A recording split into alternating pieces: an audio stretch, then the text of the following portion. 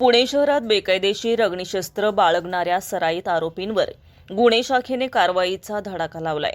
गुन्हे शाखा युनिट 5ने एका सराईत गुन्हेगाराला गावठी पिस्टलसह जेरबंद केला आहे।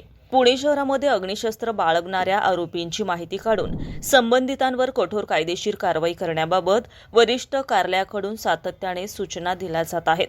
या सूचनांनुसार पोलीस निरीक्षक गुन्हे शाखा युनिट 5 पुणे शहर श्री छगन कापसे यांच्या मार्गदर्शनाखाली पथक अवैध अग्निशस्त्रांबाबत गोपनीय माहिती घेत होते।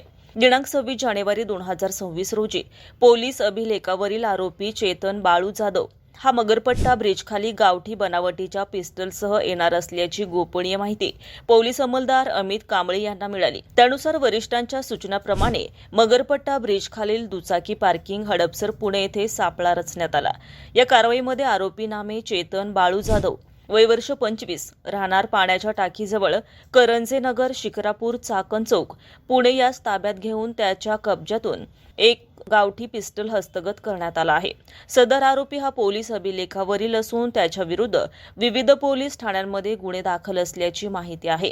ही संपूर्ण कामगिरी अप्पर पोलीस आयुक्त गुन्हे श्री पंकज देशमुख, पोलीस उपायुक्त गुन्हे निखिल पिंगळे, सहाय्यक पोलीस आयुक्त गुन्हे 2 राजेंद्र मुळीक यांच्या सूचना आणि मार्गदर्शनाखाली करण्यात आली आहे। या यशस्वी कारवाईमध्ये पोलीस निरीक्षक श्री छगन कापसे, पोलीस उपनिरीक्षक अभिजित पवार, पोलीस अंमलदार तानाजी देशमुख, राहुल ढमढेरे, अमित कांबळे, परमेश्वर कदम, अमर चव्हाण, विनोद शिवले, शशिकांत नाळे, गणेश माने, प्रताप गायकवाड, प्रमोद टिळेकर, अकबर शेख, पल्लवी मोरे, स्वाती तुपे, शहाजी काळे, प्रशांत कर्णवर, अविनाश इंगळे, नानासाहेब मोरे, नेत्रिका अडसूळ व नासिर देशमुख यांच्या पथकाने सहभाग घेतलाय।